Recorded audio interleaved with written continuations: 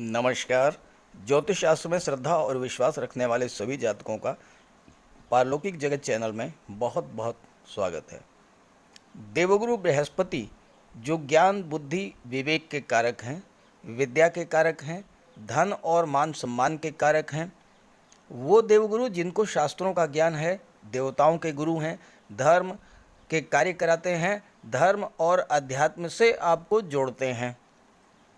वो देवगुरु जो महिलाओं के लिए विवाह के कारक हैं, पुत्र संतान के कारक हैं, पुत्र और पौत्रों की प्राप्ति के कारक हैं, वेदों शास्त्रों के ज्ञाता हैं, उच्च सरकारी पद के कारक हैं और ग्रहों के महामंत्री के रूप में जाने जाते हैं, न्याय और धर्म के कारक हैं।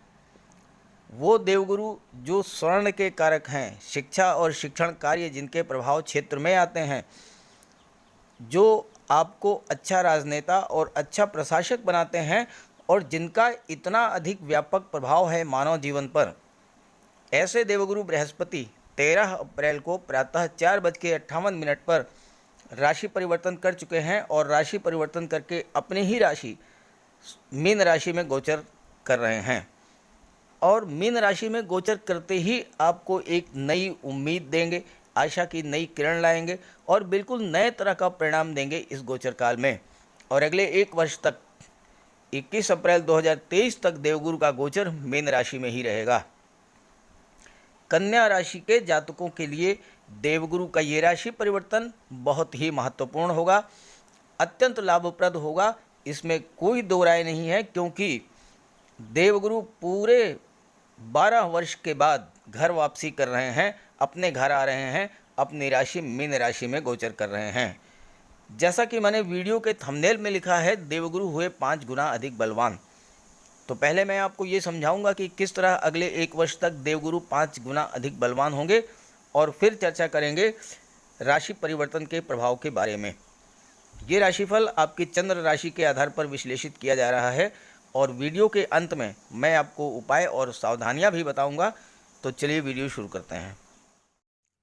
देवगुरु बृहस्पति देवताओं के गुरु हैं और अकेले एक ऐसे ग्रह हैं जो कुंडली के हर भाव में शुभ प्रभाव ही देते हैं। हालांकि छठे भाव, 8वें भाव में और 12वें भाव में इनके प्रभाव में थोड़ी कमी ज़रूर आती है, लेकिन वहाँ पर ये कुछ विशेष गुण और विशेष प्रभाव आपको प्रदान करते हैं। छठे भाव में देवगुरु आपकी इंट्यूशन पावर को बहुत अधिक बढ़ा देते हैं, आपकी पूर्वाभास क्षमता को बढ़ा देते हैं और आपको आने वाले अनिष्ट की जानकारी पहले से ही हो जाती है और आप अपने आप को सुरक्षित कर ले जाते हैं। अष्टम भाव में देवगुरु आपको दैवी सपोर्ट दिलाते हैं, ईश्वरीय सपोर्ट दिलाते हैं और आप पर आने वाली विपत्ति अपने ऊपर ले लेते हैं, जबकि देवगुरु 12वें भाव में आपकी रुचि धर्म कर्म में बढ़ा देते हैं, जिससे कि आपको बहुत बड़ा लाभ मिलता है। जन्म कुंडली में देवगुरु लग्न में दिग्बली होते हैं और पंचम और नवम भाव में अति विशिष्ट कारक होते हैं। लग्न में दिग्बली होने के प्रभाव से आपका व्यक्तित्व अत्यंत भव्य बना देते हैं, ज्ञान बुद्धि और विवेक को जागृत करते हैं और आपको मान सम्मान पद और प्रतिष्ठा प्रदान कराते हैं।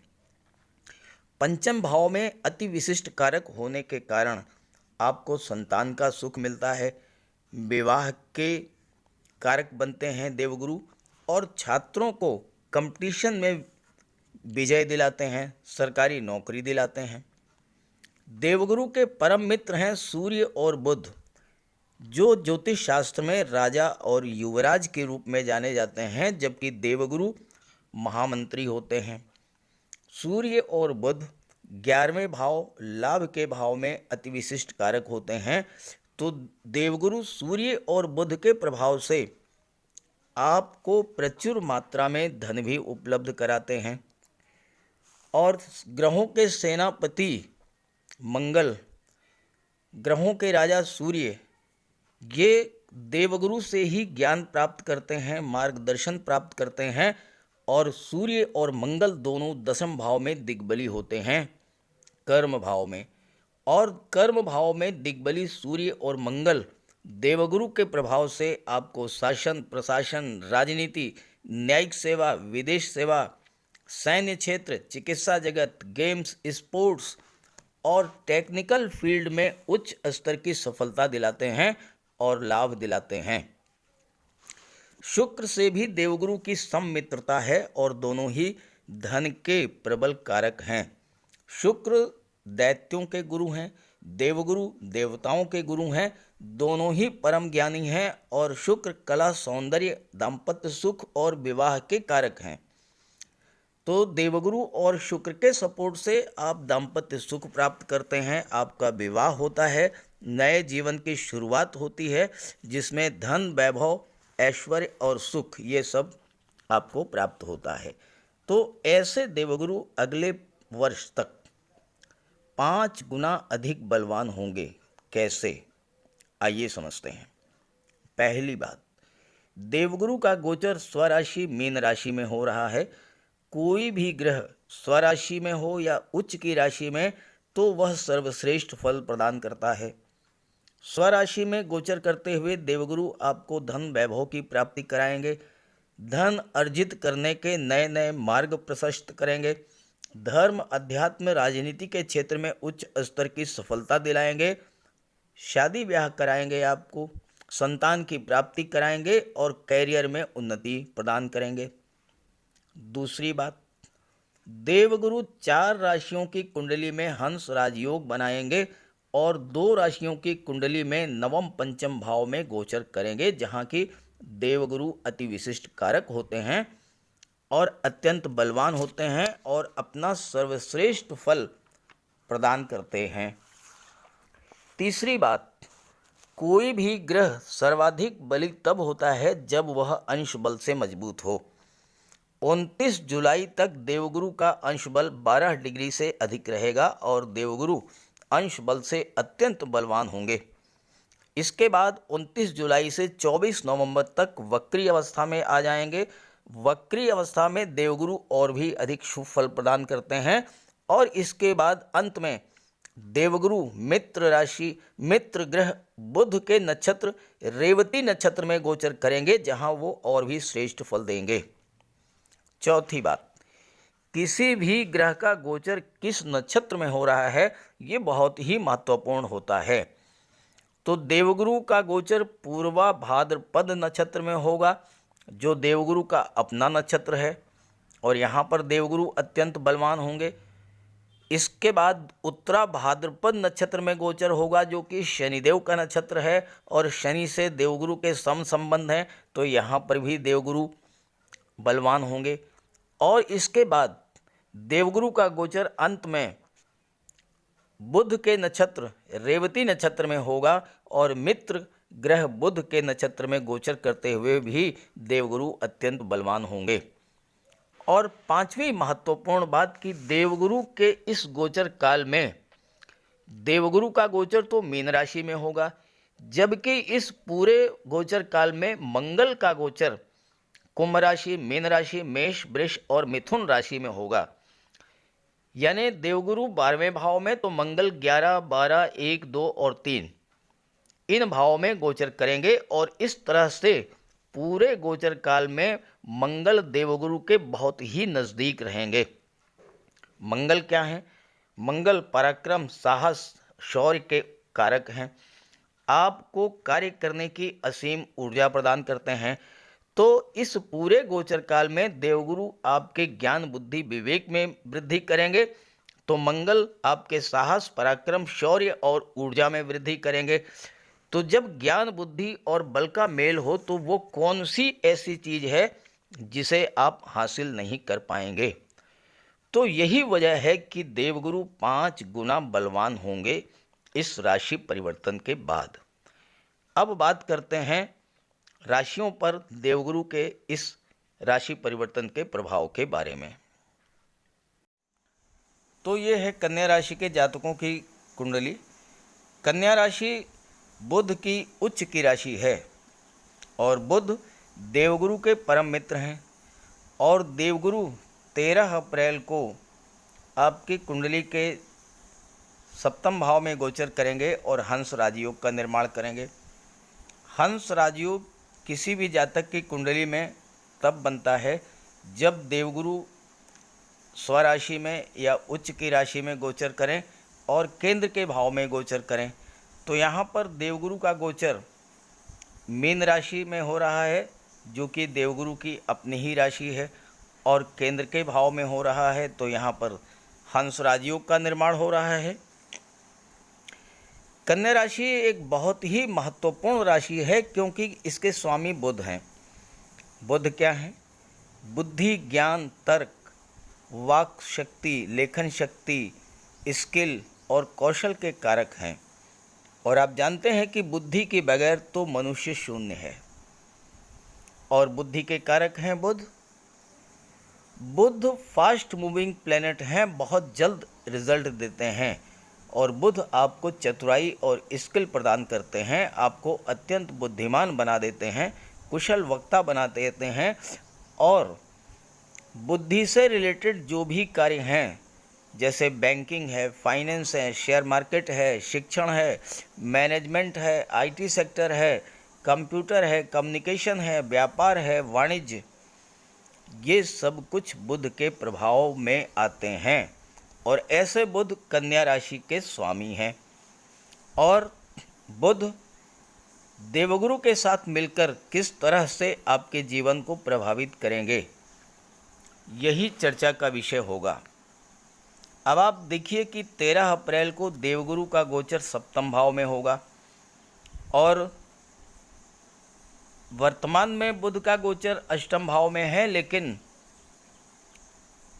25 अप्रैल को बुध का गोचर वृषभ राशि में होगा और बुध आपके भाग्य भाव में गोचर करेंगे। बात करें देवगुरु की, अब आप खुद सोचिए कि लगातार 12 वर्षों तक भ्रमण करने के बाद देवगुरु अपने घर वापसी कर रहे हैं, तो कितना अधिक बलवान होंगे और घर वापसी की कितनी अधिक प्रसन्नता होगी, ये वर्णन के परे है। कोई भी व्यक्ति जब घर के बाहर होता है तो अपने घर में वापस आने के लिए कितना अधिक बेचैन होता है, ये बताने की ज़रूरत नहीं होती। और घर वापस आकर के कितना खुशी होती है, ये भी बताना वर्णन के परे है। ज्योतिष शास्त्र में 5 प्रकार के महापुरुष योग होते हैं, महापुरुष राजयोग होते हैं, और हंस महापुरुष राजयोग उनमें से एक है। और देवगुरु हंस महापुरुष राजयोग बना रहे हैं आपकी कुंडली में अगले 1 वर्ष तक। और शनि और देवगुरु जो कि सौर मंडल के सबसे बड़े ग्रह हैं और सब हमारे जीवन को सर्वाधिक प्रभावित करते हैं, ये दोनों ही ग्रह बुध के परम मित्र हैं और बहुत अधिक प्रभावित करेंगे हमारे जीवन पर, क्योंकि शनि की तीसरी दृष्टि देवगुरु पर पड़ेगी। जहाँ तक बुध की बात है, बुध 25 अप्रैल को भाग्य भाव में गोचर करेंगे, उसके बाद आ जाएंगे दशम भाव में और स्वराशि में गोचर करेंगे, यहाँ अत्यंत बलवान होंगे। और साथ ही साथ केंद्र के भाव में गोचर करेंगे तो भद्र महापुरुष राजयोग भी बनाएंगे। फिर बुध लाभ के भाव में चले जाएंगे और 11वें भाव में बुध अति विशिष्ट कारक होते हैं। इसके बाद बुध 12वें भाव में विदेश भाव में जाएंगे, फिर आपके लग्न में आ जाएंगे और फिर धन के भाव में आ जाएंगे। तो इस तरह से बुध का भी गोचर जो हो रहा है 25 अप्रैल से बहुत बेहतर स्थिति में रहेंगे बुध। सभी शुभ भाव में बुध का गोचर रहेगा लगातार। पराक्रम भाव, सुख भाव, पंचम भाव, फिर केवल 15 दिन के लिए जब छठे भाव में आएंगे और फिर जब 8वें भाव में आएंगे तो थोड़ा सावधान रहना पड़ेगा। इसके अलावा पूरे वर्ष देवगुरु का गोचर अच्छे भाव में ही रहेगा। जहाँ तक देवगुरु की बात है, बुध का गोचर अच्छे ही भाव में रहेगा। जहाँ तक देवगुरु की बात है, देवगुरु छठे घर से बाहर निकल कर के 7वें घर में आ रहे हैं, यानी वो भाव जो कि खराब भाव माना जाता है, वो भाव जो कि रोग, ऋण और शत्रु विघ्न बाधाओं का भाव होता है, उस भाव से निकल कर के आपके जीवन के सबसे महत्वपूर्ण भाव, जहाँ से दाम्पत्य सुखों का विचार किया जाता है, जहाँ से लव रिलेशंस का विचार किया जाता है, शादी ब्याह का विचार किया जाता है, उस भाव में देवगुरु का गोचर किया जा रहा है। और जैसे ही 13 अप्रैल को देवगुरु सप्तम भाव में गोचर करेंगे, आपका विवाह का योग बना देंगे।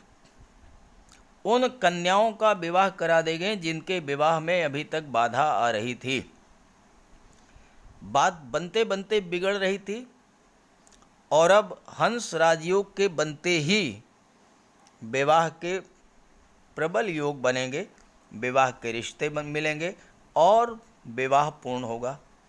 दैनिक आय में वृद्धि होगी, नए व्यापारिक समझौते होंगे, स्वास्थ्य लाभ होगा, यात्राएं मंगलमय होंगी, पति पत्नी के बीच का तनाव दूर होगा। जहाँ तक पुरुषों की बात है तो पुरुषों के लिए विवाह के जो कारक होते हैं वह शुक्र होते हैं, और 27 अप्रैल को शुक्र का गोचर हो जाएगा सप्तम भाव में। तो शुक्र भी विवाह के कारक होते हैं। 27 अप्रैल से और 23 मई तक शुक्र का गोचर सप्तम भाव में रहेगा, विवाह के प्रबल योग बनेंगे। कन्याओं के लिए भी और पुरुषों के लिए भी, दोनों के लिए देवगुरु का गोचर ये बहुत ही श्रेष्ठ लाभ देने वाला होगा। जहाँ तक शनि की बात है, दोनों ही ग्रह आपके जीवन को बहुत अधिक प्रभावित करेंगे और बुध के मित्र हैं। शनि पंचम भाव में गोचर करते हुए अपनी दृष्टि डालेंगे लाभ के भाव पर, तो आपको धन का लाभ दिला देंगे, आपको अपने परिश्रम का पूरा लाभ मिलेगा, क्योंकि शनि परिश्रम कराते हैं।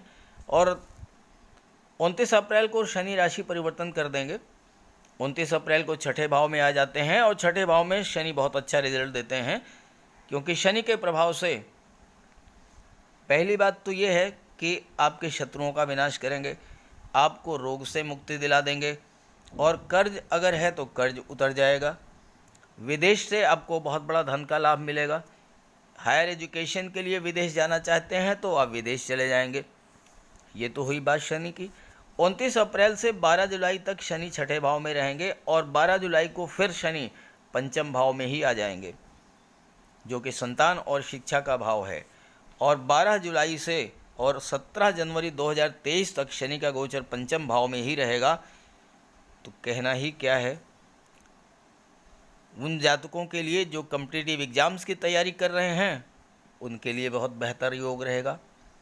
और चूंकि मंगल का गोचर छठे भाव में है, छठा भाव कॉम्पिटिशन्स का होता है, तो आप अपने पराक्रम और अपनी असीम ऊर्जा के बल पर हर कंपटीशन को बीट करेंगे, चाहे वो कॉम्पिटिटिव एग्ज़ाम्स हो, चाहे गेम्स और स्पोर्ट्स का क्षेत्र हो, चाहे मेडिकल और सर्जरी का क्षेत्र हो, कोई भी क्षेत्र हो, हर क्षेत्र में आप जो है सफलता अर्जित करेंगे।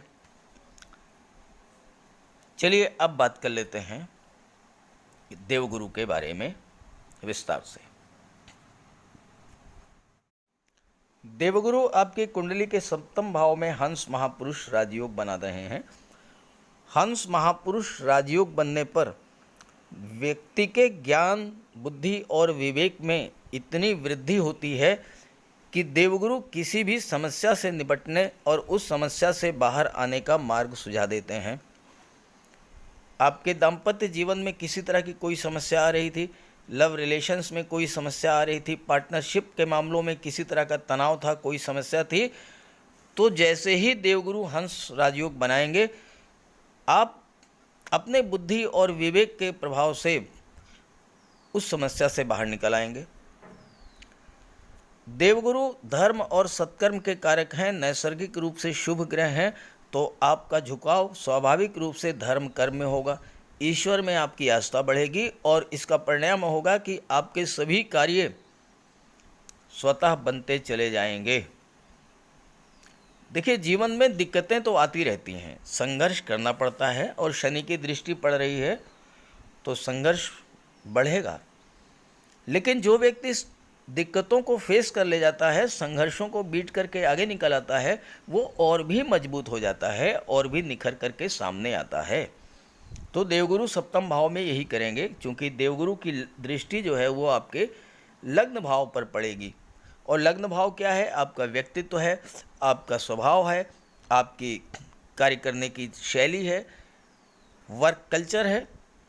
तो देवगुरु आपके बुद्धि और विवेक को इतना जागृत करेंगे कि कैसी भी परिस्थिति हो आप सफलतापूर्वक उससे बाहर निकल आएंगे। हंस राजयोग बनने से आपको दीर्घायु प्राप्त होगा, रोगों से मुक्ति मिलेगी। और ये राजयोग जिन जातकों की कुंडली में बनता है उन पर विशेष कृपा होती है ईश्वर की, और ऐसे जातक कम उम्र में ही उच्च पद को प्राप्त कर लेते हैं और समस्याओं का समाधान ढूंढने में महारत हासिल होती है ऐसे जातकों को।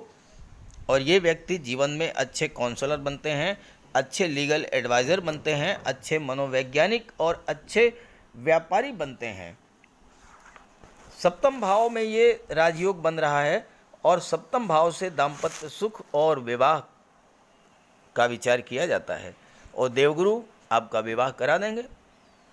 और अगर आपका विवाह इस गोचर काल में होता है तो अत्यंत श्रेष्ठ और उत्तम कोटि का विवाह होगा। आपका जीवन साथी अत्यंत खूबसूरत होगा। विवाह के बाद आपकी भाग्योन्नति हो जाएगी और इस बात के प्रबल योग हैं कि आपका जीवन साथी भी घर का अर्निंग मेंबर बनेगा, या तो किसी जॉब में होगा या फिर कोई व्यापार व्यवसाय। और अगर आप विवाहित हैं तो आपके वैवाहिक जीवन में सुख और सौहार्द की वृद्धि करेंगे देवगुरु।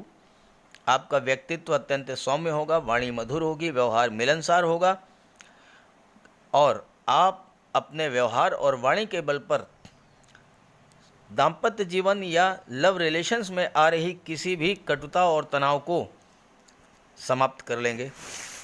लव रिलेशंस को प्रगाढ़ करने के लिए ये योग बहुत ही बेहतर है। आप अपने लव पार्टनर के सामने कोई भी प्रपोजल रखेंगे तो वो एक्सेप्ट किया जाएगा और आपके लव रिलेशंस को मैरिज में कन्वर्ट कर दिया जाएगा। सप्तम भाव में जैसा मैंने अभी आपको बताया कि हंस राजयोग बन रहा है और हंस राजयोग बनने से आपके अंदर दूसरों की समझने की भावना डेवलप करेगी। आप जब दूसरों की बात सुनेंगे आपके स्वभाव में ये बदलाव आएगा, और जब दूसरों की बात आप सुनेंगे तो स्वाभाविक है कि हर तरह की समस्या, चाहे वो नौकरी में हो, चाहे व्यापार में हो, चाहे दाम्पत्य जीवन में हो, चाहे लव रिलेशंस में हो, हर जगह जो समस्या आ रही थी वो अपने आप सुलझ जाएगी, क्योंकि आप दूसरों को भी सुनना शुरू कर देंगे। सप्तम भाव व्यापार का है। बिजनेस पार्टनर के साथ आपके संबंध बहुत ही स्ट्रांग होंगे। पार्टनरशिप में आप कोई नया व्यापार व्यवसाय शुरू कर सकते हैं, खासकर महिलाओं के सहयोग से। आप अपनी पत्नी के नाम से किसी व्यापार की शुरुआत करेंगे तो इससे आपको ज़बरदस्त लाभ होगा।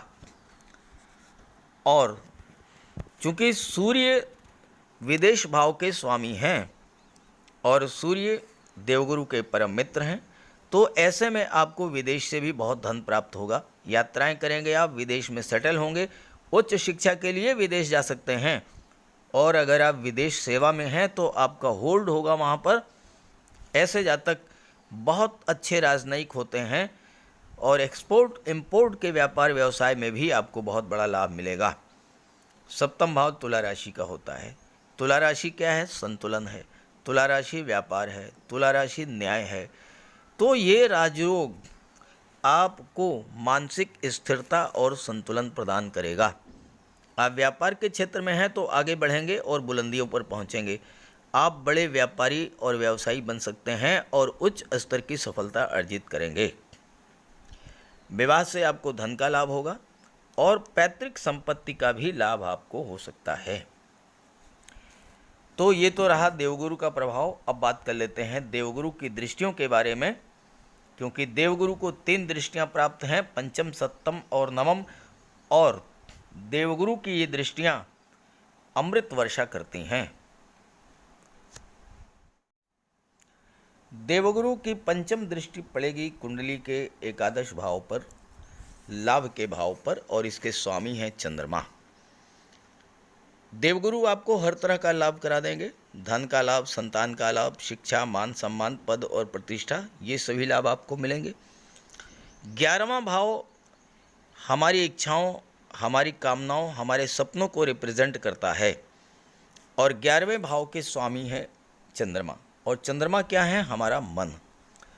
तो हमारी कोई इच्छा, कोई सपना जो आप बहुत दिनों से देख रहे हैं लेकिन उसको पूरा करने का योग नहीं बन रहा था, वो सपना आपका अधूरा रह गया था, अपने सपनों को पूरा करने के लिए आप शुरुआत कर सकते हैं इस महायोग के बनने पर। 13 अप्रैल को हंस राजयोग बन जाएगा आपकी कुंडली में, और देवगुरु की दृष्टि पड़ेगी लाभ के भाव पर। तो आपका जो भी सपना था पुराना, चाहे वो मकान बनवाने का था, या उच्च शिक्षा प्राप्त करने का था, या विवाह करने का था, या अन्य कोई इच्छा, या संतान प्राप्ति की इच्छा, ये सभी इच्छाएं आपकी देवगुरु पूरा करेंगे। आपका मन अधिक से अधिक धन कमाने की इच्छा रखेगा, और आप एक व्यापार के साथ साथ दूसरा व्यापार भी शुरू कर सकते हैं। जीवन साथी के सहयोग से कोई नया कारोबार आप कर सकते हैं। नौकरी में है तो नौकरी के साथ साथ आपको आय के अन्य साधन भी बढ़ेंगे, जैसे शेयर से लाभ हो सकता है, या किसी पैतृक संपत्ति से आपको लाभ हो सकता है, या आपका कोई मकान है उसका किराया आपको मिल सकता है, या फिर आप के जीवन साथी कोई ब्यूटी पार्लर या बुटीक चला सकते हैं, या इस तरह का कोई अन्य कार्य। आपको नौकरी से जो आय हो रही है उससे अलग हट करके भी आय होगी। और संतान की प्राप्ति और विवाह का तो प्रबल योग है। और देवगुरु 1 वर्ष तक सप्तम भाव में गोचर करेंगे, तो ये 1 वर्ष आपके लिए बहुत ही महत्वपूर्ण रहने वाले हैं आपके जीवन में। जहाँ तक देवगुरु की सप्तम दृष्टि, तो इसके बारे में बात हो चुकी है, लग्न पर पड़ रही है, आपके व्यक्तित्व में, आपकी बुद्धि, विवेक और ज्ञान में वृद्धि करेंगे। और जहाँ तक नवम दृष्टि की बात है, ये पराक्रम भाव पर पड़ेगी, और देवगुरु पराक्रम भाव में बहुत अच्छा रिजल्ट देते हैं, क्योंकि यहाँ पर मंगल का गोचर है। मंगल और देवगुरु एक दूसरे के परम मित्र हैं।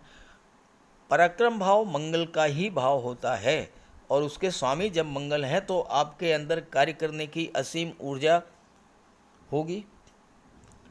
और शनि जब गोचर कर जाएंगे 6ठे भाव में 29 अप्रैल को, तो शनि की दृष्टि भी पड़ेगी पराक्रम भाव पर। आप सोचिए, पराक्रम भाव के स्वामी मंगल हैं, शनि की दृष्टि पड़ रही है, देवगुरु की दृष्टि पड़ रही है। ऐसे में क्या होगा? आप जिस कार्य की शुरुआत करेंगे उसे पूरा करके ही दम लेंगे। मंगल आपके अंदर इतनी कार्य क्षमता उत्पन्न कर देंगे, शनि परिश्रम करने की क्षमता उत्पन्न करेंगे, देवगुरु आपका ज्ञान, बुद्धि और विवेक इतना जागृत कर देंगे कि आप हर कार्य में सफलता अर्जित करेंगे। और जब सफलता प्राप्त करेंगे तो धन तो आएगा ही, और धन का संचय भी होगा, क्योंकि धन भाव के स्वामी शुक्र हैं, और शुक्र तो धन, वैभव, ऐश्वर्य और सुखों के कारक हैं। तो प्रबल धन संचय होगा, शेयर के रूप में, प्रॉपर्टी के रूप में, गोल्ड के रूप में। और अगर आप महिला हैं तो देखिए यहाँ पर केतु हैं, केतु आकस्मिक रूप से आपको धन दिला देंगे। आपका ज्वेलरी बॉक्स ऑर्नामेंट से फुलफिल्ड रहेगा। आप सोना, चांदी, हीरे, जवाहरात, मोती, माणिक, इनके ऑर्नामेंट्स परचेज करेंगे, और आपका ये जो निवेश होगा ये भविष्य के लिए बहुत ही फ्रूटफुल होगा। खास करके अगर आप सोने में निवेश करेंगी तो फिर क्या कहना है, आपके पास ऑर्नामेंट्स भी होंगे, गहने भी होंगे, आभूषण भी होंगे, और प्लस आपके पास धन का संचय भी हो जाएगा। तो कुल मिलाकर के देवगुरु का ये गोचर बहुत ही श्रेष्ठ है आपके लिए। लेकिन एक बात का ध्यान रखें कि आपके जीवन में अपनी जन्म कुंडली आप डाउनलोड करके देखें वहाँ से कि किस ग्रह की महादशा या अंतर्दशा चल रही है, उसका उपाय कर लें। और अगर देवगुरु आपकी कुंडली में कमज़ोर हैं तो उसका उपाय कर लें। ग्रहों का उपाय ज़रूर कीजिए, क्योंकि जैसे ही आप ग्रहों का उपाय करना शुरू कर देंगे वैसे ही ग्रह अपना शुभ फल आपको देना शुरू कर देंगे। तो चलिए उपायों पर बात कर लेते हैं। देवगुरु बृहस्पति लगभग 1 वर्ष तक मीन राशि स्वराशि में गोचर करेंगे और आपके लिए अत्यंत श्रेष्ठ फल देने वाले हैं, क्योंकि देवगुरु बृहस्पति सुख और सौभाग्य के कारक होते हैं। और अगर आपकी जन्म कुंडली में देवगुरु शुभ स्थिति में है तो आपको जीवन में सभी सुख प्राप्त होंगे और जीवन के प्रत्येक क्षेत्र में सफलता मिलेगी। लेकिन अगर आपके जीवन में देवगुरु बृहस्पति की महादशा या अंतर्दशा चल रही हो, या फिर आपकी जन्म कुंडली में देवगुरु अंश बल से कमज़ोर हों, तो आपको देवगुरु का उपाय अवश्य करना चाहिए। जहाँ तक सावधानियों की बात है, पहले आप ये समझ लें कि आप माता पिता, गुरु और वृद्ध जनों का कभी भी भूल करके भी अपमान ना करें। हमेशा उनका सम्मान करें और हमेशा उनका आशीर्वाद प्राप्त करें। उनके आशीर्वाद से ही आपके जीवन में शुभता आएगी और साथ ही साथ आपको हर क्षेत्र में सफलता मिलेगी। जहाँ तक उपायों की बात है, बहुत आसान है उपाय। आप रुद्राभिषेक करें हर सोमवार को, बहुत प्रभावी उपाय है। दूसरा ये है कि आप घर में एक केले का वृक्ष लगा लें, उसकी सेवा करें और गुरुवार का व्रत करें। लगातार 5 या 11 सप्ताह या फिर 43 सप्ताह तक लगातार व्रत करें। साथ ही साथ गुरुवार के दिन हल्दी या केसर का तिलक लगाएं और हल्दी या केसर मिला करके आप स्नान करें और स्नान करने के बाद नाभि में केसर लगाएं।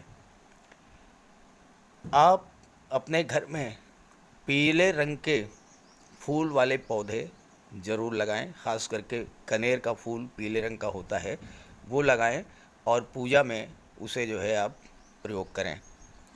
बृहस्पति ग्रह की शुभता पाने के लिए किसी तोते को आप चने की दाल खिलाइए। इससे बुध और बृहस्पति दोनों ही बल प्राप्त करेंगे और आपको लाभ देंगे। अगर किसी कन्या का विवाह ना हो पा रहा हो तो उसे देवगुरु की उपासना करना चाहिए, भगवान विष्णु की पूजा करना चाहिए, गुरुवार का व्रत रखना चाहिए। इससे उसे बहुत बड़ा लाभ मिलेगा। साथ ही साथ हल्दी की गांठ एक पीले कपड़े में बांध करके और अपने बाजू में धारण करें और गुरुवार के दिन केले के वृक्ष की पूजा करें। साथ ही साथ देवगुरु की शुभता पाने के लिए पीले रंग के वस्त्रों का ज़्यादा से ज़्यादा प्रयोग करें।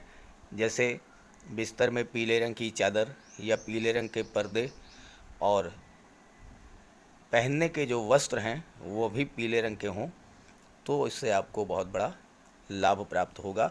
और इसके बाद जो सबसे महत्वपूर्ण उपाय है वो यही है कि आप माता पिता, वृद्धजनों और गुरु की सेवा करें, उनका आशीर्वाद प्राप्त करें। इससे आपको बहुत बड़ा लाभ होगा। तो इस तरह से आप अगर उपाय करेंगे तो आपको बहुत बड़ा लाभ होगा। उपाय ज़रूर कीजिएगा और पूरे मन से उपाय कीजिएगा। उपाय करके देखिए, आपको लाभ निश्चित रूप से प्राप्त होगा।